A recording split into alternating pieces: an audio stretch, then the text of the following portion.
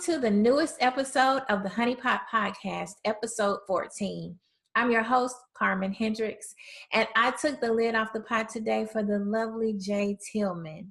Before we get started, I want to make sure all of our listeners remember to subscribe to our podcast so that you will receive notifications for all things Honey Pot. We're available on iTunes, SoundCloud, and YouTube. Please search for Honey Pot Podcast. Now let's introduce today's guest. Jeanine Tillman began her writing journey when she self-published her first book in December of 2016. To date, she has written 2 books, Words and Just Like Me. Both books were written to help uplift children of color by illustrating a positive and uplifting narrative. Jeanine Tillman is a mother of 2 who sought out to change what she saw when visiting libraries and large chain bookstores. She used her talent to change the narrative. In addition to her publishing company named Jesus Chicks, Jeanine Tillman is the owner-operator of the community organization Red Sea Project, which was established to mentor youth, empower women, and unify families. Welcome to the Honey Pot, Jay. Thank you. I'm glad to have you. Is there anything else you'd like to tell us about yourself that I didn't already cover? I do have 2 new books that are going to be coming out, I will say, early February. And these are nonfiction adult books where they're empowerment. One is going to be my personal life story, from bitter to broken to better. And then there's another one called Believe. So those are going to be I have 2, of course, the 2 children's books, and now I'm branching out into my women's empowerment and touching families. So that's some of the things that I have coming up. I have a host of events that's coming up with just networking partners and with Red Sea Project. I don't know if you want me to get into all of that, but I'm really excited about an event we're going to have in Red Sea Project. It's going to have in May, and it's called Bonding of the Sexes. And that's going to be where we have a forum with a live audience where we talk about the things that men and women won't talk about with each other, because there is such a great divide. And if men and women aren't able to communicate with one another, there you have the breakdown of the family. So we want to create this forum where we can talk open, honestly, and transparently to get to the root of the matter and not have to play, these mental war games, these mind games that we see sometimes that we do when we're dealing with the opposite sex. You have really interesting titles for your books. I love them. What inspires you to come up with the titles of your books? What's your process? How do you come up with those titles? Honestly, I do a lot of praying. And these books are God inspired. Just like me, it was birthed out of a situation with my daughters. I have twin daughters that are 5 years old, and they are actually the characters in the book of Just Like Me. So that's them. We were sitting down one evening on the couch, and they brought me a book because we were having reading time, and they brought me a princess book. And on the front of the book, the princesses that were on there, none of them, all but one, I'll say, all but one looked like them. And so they began to point at which princess they wanted to look like, and the princesses they wanted to look like didn't look like them.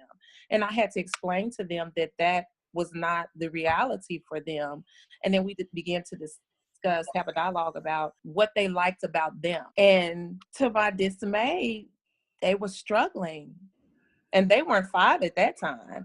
They were struggling. And it just amazed me how early the struggle starts. This was also around the time where we were seeing many situations in the news and on television where African-American young men were being shot and killed by police officers. Mm. And I had made up in my mind that I wanted to go in minority communities, and I wanted to help them connect with the police department, but also help rewrite the narrative, because sometimes when some think of Black males or some think of African-American females, there is not a good connotation that goes with that. Mm-hmm. And I'm going to give you an example. We have a lot of shows, reality shows out there that when you see Black women, they're jumping on tables and they're breaking bottles over people's heads and they're calling each other out of their name. And then you have some reality shows where you have the man is he's pimping, he has multiple women and they're fighting over his love, and both of them have their children, and maybe both of them are pregnant at the same time. And so when we the everyday Joes that are out in the street that are African American, somebody is looking at them and they're putting that narrative on them, whether they've asked for it or not. So my job, I felt like my job and my calling was to go into the community, first starting at home, because you got to start at home first, starting at home and then going into the community and rewriting the narrative.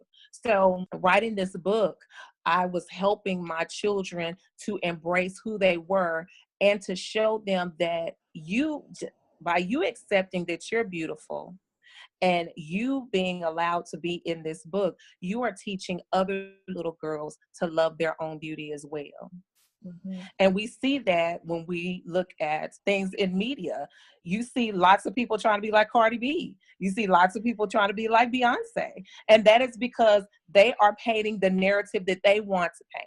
And so I said to myself, if they can do it, I can do it too. If they can rewrite the narrative, I can rewrite the narrative, because the reality is these little girls and these young men, they're not going to be what we see on BET and MTV. That's not everyday life.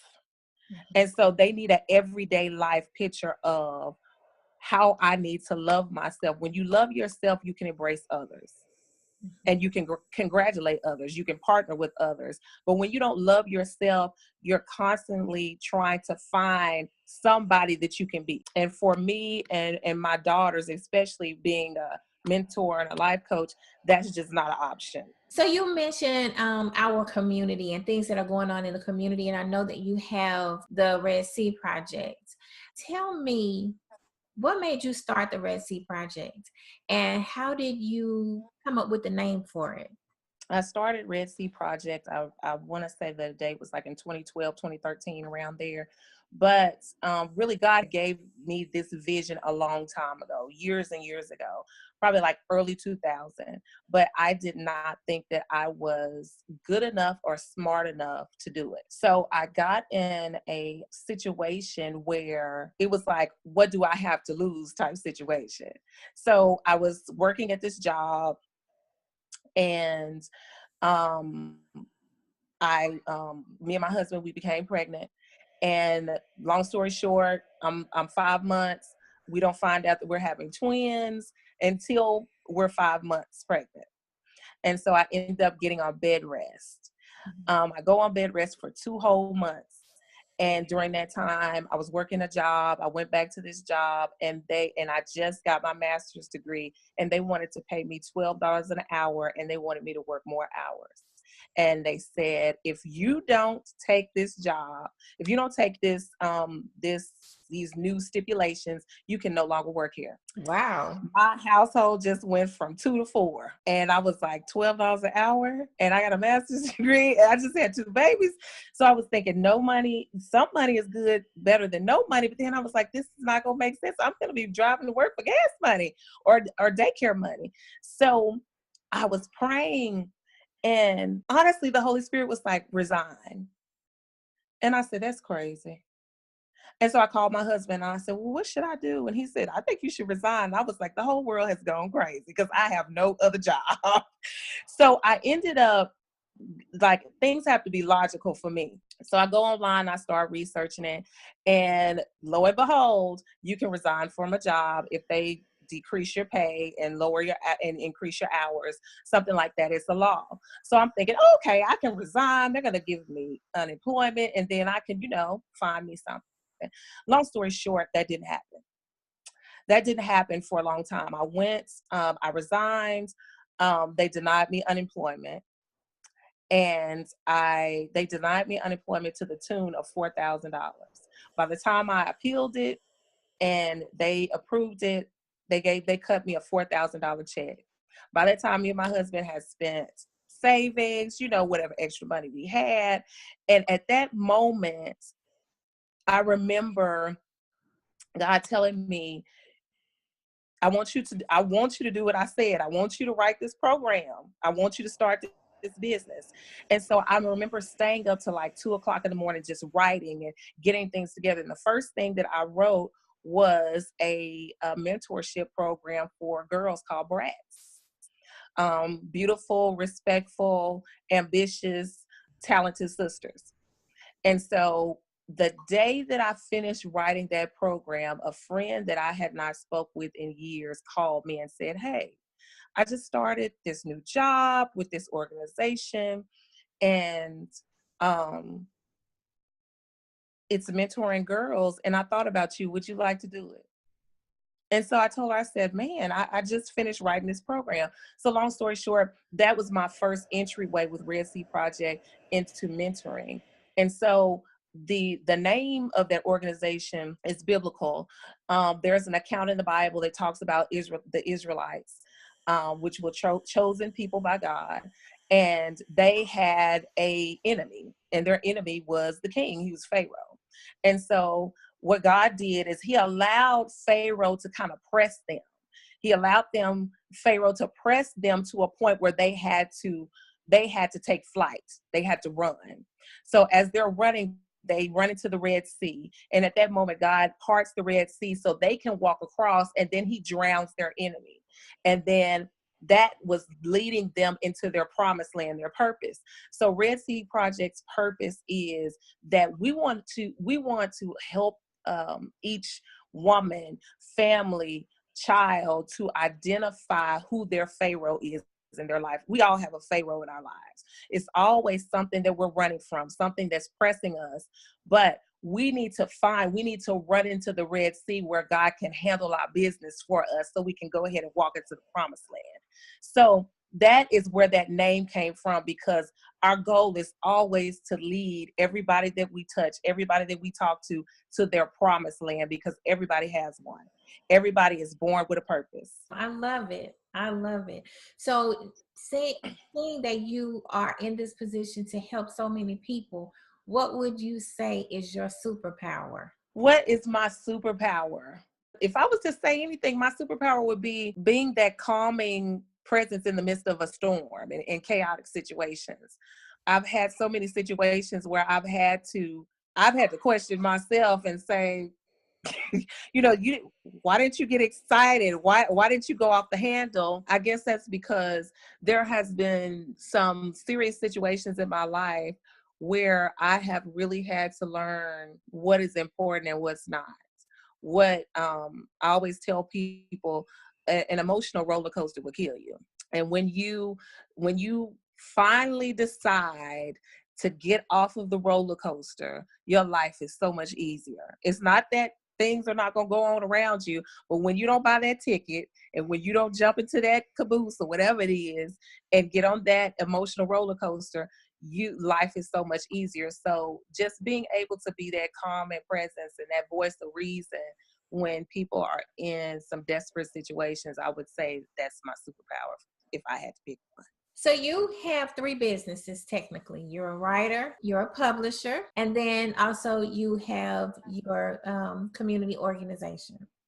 How have you leveraged technology to help you run your business? Social media platforms and networking platforms like LinkedIn have been my best friend. And just going from having a personal social media page to a business social media page is like night and day. Using things like your insights and looking at what is your best marketing tools. Is it doing videos?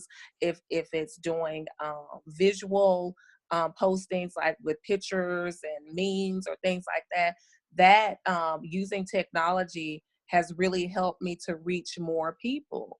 And it has taught me how to get outside of my box and get outside of my comfort zone. Now, we talked a little bit about this earlier about the community and how young Black men and young men, not just young Black men, but Black men, period, I'll say that, are targeted or have a different experience when they are in the face of police. Tell me what you can do within your organization to try to help combat that. Recently, we had the opportunity to go into a faith-based organization where there was a fatality of a young man by the hands of a police department.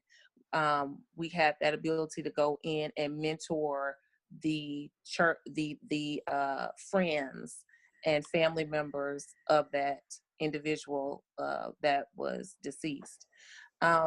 And it was very challenging, but it was very fulfilling, because for me and the Red Sea Project organization, I know that I personally had gotten to a point where I was just tired of going to meetings.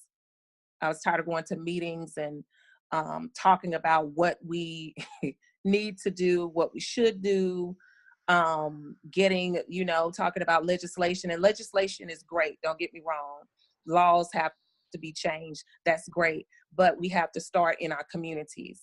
And if we don't start in communities and begin to rewrite the narrative in the community and speak to some of these things that we're endorsing, that is helping perpetuate the fraud of what a police officer might see when he sees a young Black male, we have a duty. So when we start in the community, that is when we can have the most impact. Sometimes we try to start on a higher level and the people in the community are still suffering. So what Red Sea Project did was we went in and we mentored and we spoke one-on-one with children, probably ranging from 10 to 18 years old. And we answered hard questions like, what do we do when a police officer pulls us over? What do we do when we've done the right thing and our friend still gets shot? And those are the conversations we have to have, because those are the realities. But also, we also had to have a conversation about, we can't paint everybody with a broad brush. All police officers are not wrong. All police officers are not targeting young Black men, but there are some that do. So those types of conversations are the ones that we try to have, we do have to make an impact. But in addition, we also have worked with housing authorities, going into those housing authorities and mentoring those children through literacy, and bringing in, one year we had a fall festival where we brought in the police department to come and bond with those children, to get to know them, get to know their nicknames, get to know their character or their demeanor. So God forbid, if you do have to pull that child over, you have a relationship and a bond. You say, oh, that's little whatever, or that's John, or that's Jimmy, and I remember him at the fall festival. Let me talk to him. It's really about relationship, and we've gotten away from that. That is the whole point of the police department having patrol of certain neighborhoods and going through certain neighborhoods to get to know the community. But if the community and the police department are not in communication, you can't, everybody's scared of everybody. Everybody's getting ready to fight. It is my desire that we are that organization, that we can be the proactive organization that comes in before anything happens, and we can be the reactive organization that comes in when something happens. It's funny that you mentioned that, because in one of my earlier podcasts, I talked about that. I talked about officer friendly no longer being in the neighborhood. You know, it used to be a point where, I know when I was growing up, when we were growing up, that people wanted, our children wanted to be officers. You know, everybody knew the officer in the neighborhood, and they got away from that. And I understand some of the reasoning behind getting away from that, because they felt like, you know, officers were letting people slide, letting some of the, you know, because I know him, I'm letting them slide. But then you also have to think about the big picture. You know, and now with technology being so important, and it's really a part of our everyday life, you can get back to officer friendly and still hold officer friendly accountable. And so I completely agree with you on that, because we've gotten away from that. And it is causing, I believe, us to have some unnecessary situations and deaths because they're afraid of what will happen. Right. And then you Right. think about this, the swatting incident recently where a man who was completely innocent at his home, minding his own business, was shot and killed because you have police officers coming to your door, you're disoriented, you don't know what's going on. You reach, you know, and sometimes you just have involuntary movement. You reach for your waistband. Right. I completely agree with you on Right. that. I also want to point out that I work with a lot of youth, and you would not believe how many youth are unable to attend a regular school day or school period because they are so ingrained in technology and communicating through text or social media that they don't understand body language. They don't understand different types of cues that you would learn by being around people. Also, with technology, there's this poor impulse control where you believe that everything is supposed to happen like this. And everybody is supposed to like you. Everybody's supposed to agree with you. And so it becomes very hard. So now we're seeing a lot of adolescents going into young adulthood that have social anxiety. And so you imagine a police officer approaching a child or a young adult that has social anxiety, that can't read body cues, that doesn't really know. So you have that disconnect between these generations, because we were the kids that was playing outside, and you got to decide whether you coming in or out because the good air is getting outside. But this generation that's not so much. It's technology. Yeah. You talk about legislation, and then earlier you were talking about how your job, you decided to resign from your job.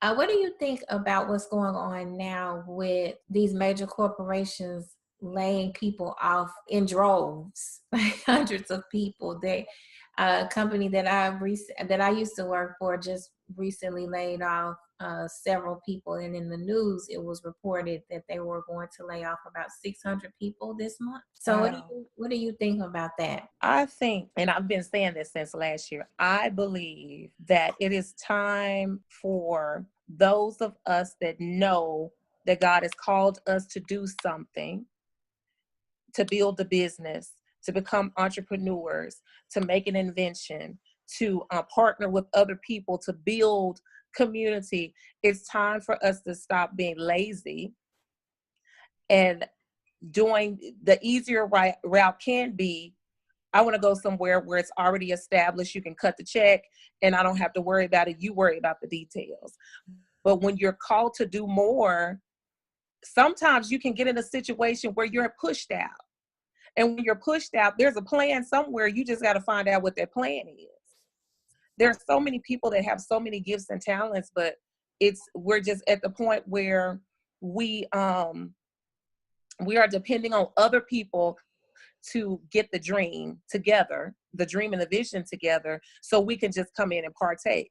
And I can talk about myself with that. Before I wrote Just Like Me, I went to a bookstore and I'm looking for books for multicultural books, and I'm just in there fussing. This is a shame. I'm like, this is a shame. I can't find, it's a handful of books.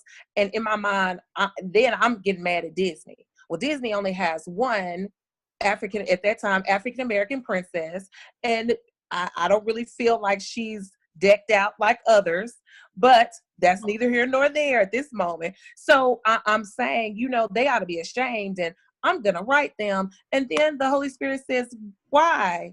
You do it. Because a lot of times we point the finger and say somebody should, they should, people, but it's us, because the idea came to you. You have the issue, you're ruffled up about it. So why you're ruffled up about a situation, but you want to find somebody else to carry it out? So I think sometimes some of us that are sitting in these corporations, there are some things that we should have been doing, but now we've come to a time where we are in like a tense time right now. You have the tax amendments, you have leadership and different things going on. So I really think that either you're going to be pressed into your purpose or you're going to be pressed into a distressed place. You got two options. I'm glad that you said that. You talk about, you see these books and you wanting to write. If you could go back to your 17-year-old self, what would you tell your 17-year-old self so that you could carry it into today, or even that moment when you were in that store and you were fussing about that book? If I could go back to my 17-year-old self, I would tell myself, don't be scared. Don't be scared, no matter what you see, no matter what you hear, no matter what people tell you. Do not be scared. Do it. If I knew then what I know now, I would have been an author a long time ago. But the fear of looking at I don't think we think about, I know I didn't think about, you apply for jobs and you go to these corporations and you're fulfilling somebody's dream. You're helping somebody's purpose along because God gave somebody this purpose and they're like, okay, I'm going to start this company, then I'm going to build this building, and then I'm going to hire these people. And so we are so definite about that. Like, we don't question them. Like, we don't walk up to the building and say, are they legitimate? Like, is this real? Do I really need to apply? And so we go in there and we build. And so I had to get to a point where I said, if I can build for you, I can build for me.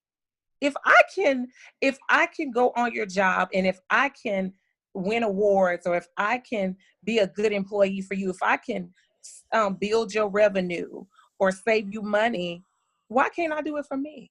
So if I could tell my 17-year-old self, I would tell my 17-year-old self that. I think that's a great thing to tell your 17. Yeah,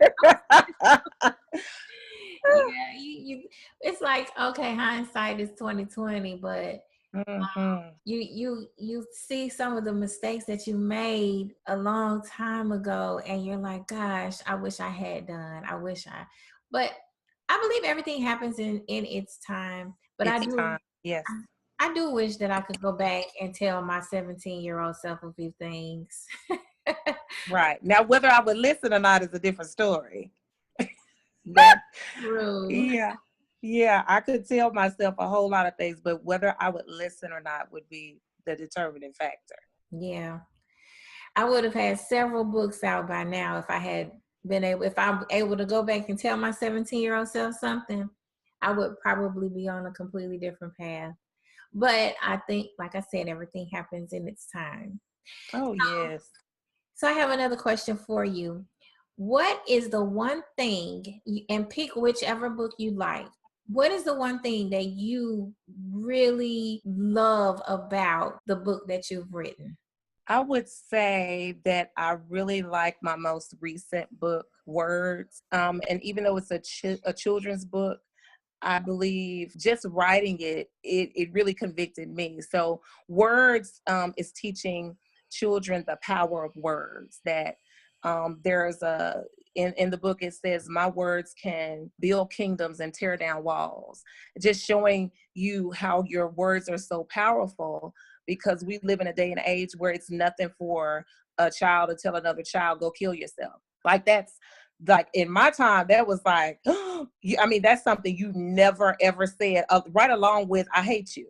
And just slang terms like, something is funny, I'm dead. There was just some things that we didn't say because we were taught that your words are powerful. And so we live in a society where, even in the music industry, where we are listening to things that are so deadly that we see it carried out on the streets, and then we wonder why. When we see these babies with earbuds in their ear, and that's what they're listening to, and it's just straight meditation. So I really love how the book Words speaks to it can go across spans of generations, because it's just the truth. Your words have the power to change atmospheres. It has the power to move mountains, and it's a tool to be used for the good. And we see that in school districts where we say, okay, a teacher sometimes spends more time with a child than a parent. And so a positive impact on a teacher from a teacher to a child can build that child up, but a negative impact can surely tear them down. So I really like that book helps with character building, and it helps with communication, to really think before you speak, know what you're saying before you say it, and understand that there is a cause and effect for what you say. Okay.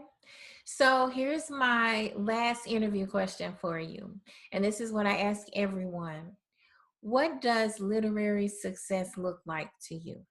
Literary success to me is not becoming a bestseller. Yes, I would enjoy that. But for me, it's more about touching lives and changing lives, helping people see that they have a value, and pushing them into their purpose, knowing that they were created for a reason and there is something in this world that they have to do, that somebody's waiting on them to do it. So that's literary success to me, is helping change lives, really. Okay. So we've reached the segment where I ask what's in the honey pot. And what that means is I ask you what's in your music playlist, because music is a part of life. You and I just talked about that, you know. So what is it that you listen to that helps inspire you and helps you be who you are today? What's in your music playlist? Oh my goodness. There's a artist, and he's a gospel artist, and he sings this song that says, God is bigger than any disease. God is bigger than any problem that you could ever have. And so when I find myself when I'm in the midst of writing a book, and I'm sure I don't have to tell you about writer's block. I don't have to tell you about just unnecessary distractions where you just sitting doing nothing and you're like, I really should be writing right now, but I just feel like I'm not motivated, even though I know what I'm supposed to be writing. And just things that just pop up out of the blue that just keep you from writing. And so that artist, and I can't even remember his name right now, that helps me to understand that there is someone that's so much more greater than me that's guiding my steps. And so that motivates me, because I'm like, I'm not in this alone. And if I stop, I'm not going to get to my promised land. So that really does encourage me. And I like a lot of, I'm a music lover, so I like a lot of instrumental and just classical music and things like that, because it really kind of puts me in a zone where I can just think and get my thoughts together. Yeah. Okay, cool. Great. So do you have any last words for our viewers and listeners today? My last words are keep going. It may seem difficult, but it's not impossible. Sometimes we get those two things mixed up. When we come against something that's difficult, we think it's impossible. No, it's just difficult, but it's not impossible. So just keep going. Okay. So tell everyone where they can find you. Give us your social media handles, websites, any way that they can reach you. Okay, so you can reach me on Facebook, Red Sea Project and Jesus Chick, that's where you find all my books. But I also have a website for Red Sea Project .org, and I have JesusChick365.com. So you can reach me there. Okay. Well, I will end with today's Carmenism. And that is, don't forget the importance of cultivating the minds of our youth. They grow up and follow the examples that have been set for them. Be proactive and make every day count. After all, they will be the ones to take care of you. Make sure they know how to do it right. Thank you so much, Jay Tillman, for joining today's show. We appreciate having you. We're so glad that you stopped by the pot, and we hope to have you back soon. I hope so too. Okay. I want to thank our audience for taking the time to listen to the Honey Pot Podcast. I'm your host, Carmen Hendricks. Be sure to subscribe to the podcast and like us on Twitter, Instagram, and Facebook using the handle at Honey Pot Podcast. You can also find me at CarmenHendricks.com. That does it for today's podcast.